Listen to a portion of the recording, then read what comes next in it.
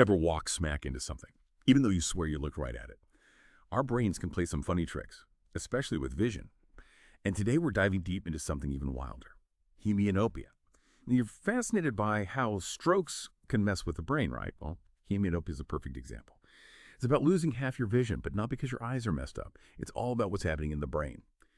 So put away the eye charts, folks. We're going way past the basics to uncover the surprising ways hemianopia can happen and what it's really like trying to navigate a world where your own vision is playing tricks on you. And to help us untangle this whole thing, we've got an expert joining us today. Now, most of us just assume our vision, well, it just works, right? We see, our brain processes, end of story. But there's actually this whole intricate pathway involved, isn't there? Oh, absolutely. And when you understand that pathway, the effects of something like hemianopia become even more mind-boggling. Think of it like this. Light is information, making a trip from your eye to your brain. First stop, the retina, which is kind of like the messenger at the back of your eye, it takes that light and turns it into signals. Those signals then zoom down the optic nerve, basically a biological cable, straight to the brain. Okay, so the optic nerve is like the information superhighway from eye to brain. But it gets more complex than that, right? I mean, we have two eyes. So how does the brain make sense of what both eyes are sending? Exactly. And this is where it gets really cool. See, both of those optic nerves, one from each eye, they meet at this intersection. We call it the optic chiasm. And get this, it's shaped like an X. An X. That seems oddly specific. Is there a reason for that? Oh, there is. It's at this X-shaped junction where the nerve fibers, those carriers of the visual signals, they actually cross over. So stuff from the left side of both eyes gets routed over to the right side of the brain and vice versa. Then from there, the signals continue down the optic tract like a relay race until they hit the visual cortex at the back of the brain. The visual cortex. So that's the brain's visual HQ where it all gets turned into the images we see. Exactly. And you can imagine if there's any kind of hiccup along this whole pathway from the eye down the optic nerve through that optic chiasm all the way to the visual cortex, well, it's going to impact how we see the world, sometimes in really strange ways. So hemianopia is like a traffic jam in the brain's visual pathway, basically. But I'm guessing it's not one size fits all, right? There are different ways this disruption can show up. So different ways this visual pathway gets messed with, different types of hemianopia. Exactly. And the type we hear about most often, it's called homonymous hemianopia. And with this one, it all boils down to location, location, location. Okay, break it down for us. What makes homonymous hemianopia different, location-wise, I mean? So with homonymous hemianopia, the problem isn't in the eye itself. It happens after that optic chiasm we were talking about. Usually along the optic tract or in the visual cortex, those later stops on the pathway. Okay, so because of that crossover at the chiasm, damage on one side of the brain, that's going to affect the opposite side of the visual field. Yeah. But in both eyes, right? You've got it. It's not that the eye is damaged. It's that the brain can't process info from that side of the world anymore.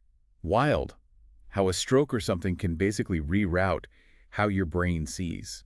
You mentioned other types of hemianopia, though. What about when the disruption, when that happens at the optic chiasm, that X you were talking about? Ah, now you're talking about heteronymous hemianopia, which is less common, and it causes a whole different pattern of vision loss. Different how? How's it different from the homonymous kind? So remember how those nerve fibers do that partial crossover at the optic chiasm? Well, if the damage is right there, it can target fibers from specific sides of each eye, not the same side in both. So instead of losing, say, the left half of their vision in both eyes, they might lose the outer half of vision in both eyes. You got it, like they're looking through binoculars. Or they could lose the inner half of their vision, both eyes. Tunnel vision kind of thing. Depends what fibers get disrupted at that junction. This is blowing my mind. Talk about a delicate system. Makes you wonder, what usually causes these disruptions in the first place? Is it always something major, like a stroke? Stroke's a big one, especially for homonymous hemianopia, yeah. But it's not the only thing that can mess with that visual pathway. So brain injury, I'm assuming. Brain injuries, definitely. Tumors. Tumors can do it too. Yep. Even infections sometimes. Wow. Anything that messes with the brain then can mess with how we see. Pretty much. And here's something else that might surprise you. Alzheimer's disease. Wait, Alzheimer's?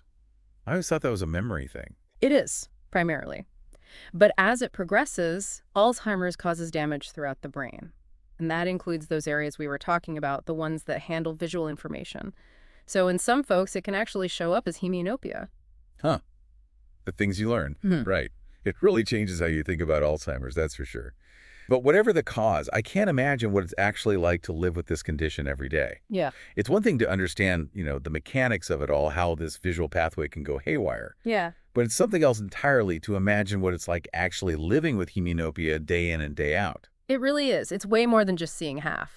Something as simple as reading a book, suddenly it's a challenge. They might keep losing their place, missing words or whole lines on one side of the page. And driving, Yeah. forget about it. That's got to be incredibly tough. It can be incredibly difficult. Yeah, even dangerous in some cases. And it's not even just about seeing other cars. It's that lack of peripheral vision, a pedestrian stepping out, a cyclist coming up alongside. You might not see them until it's too late. Man, and just navigating a crowded space, like the grocery store, a busy street, Mm. I imagine that could become incredibly stressful, disorienting. Absolutely. It's like the world becomes this minefield of potential accidents waiting to happen.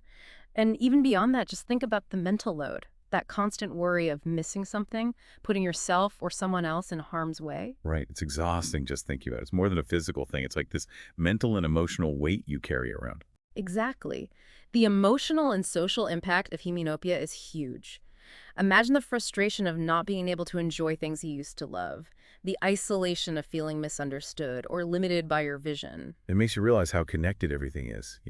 Our Mm. senses, our mental state, our well-being, it's all tied together. So is there anything that can be done? Can you recover from this, or is that it? It really depends on the root cause and how much damage is done. Like if it's from a stroke, sometimes there's spontaneous recovery, especially early on. So the brain can actually rewire itself after something like that. To an extent, yeah. It's pretty amazing how adaptable our brains can be.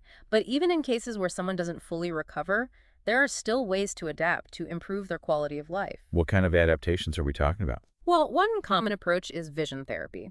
Basically, it's exercises for your eyes and brain to help strengthen the remaining visual field to train the eyes to work better together. Retraining the brain to interpret the visual information it does have, basically.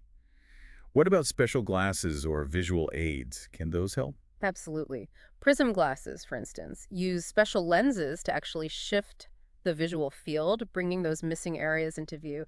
And then there are even low-tech things that can make a difference. Learning to exaggerate head movements, consciously turning your head to compensate for the lost field of view. It's amazing how resilient we are, how much our brains and bodies can adapt when we need them to.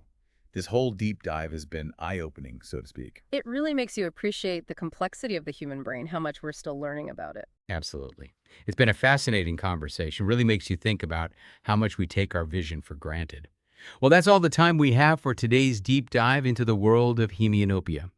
It's a condition that highlights just how intricate and fascinating the brain is and how much more there is to discover. We'll be sure to link to some additional resources in the show notes for anyone who wants to explore further. Thanks for joining us, and we'll see you next time for another deep dive.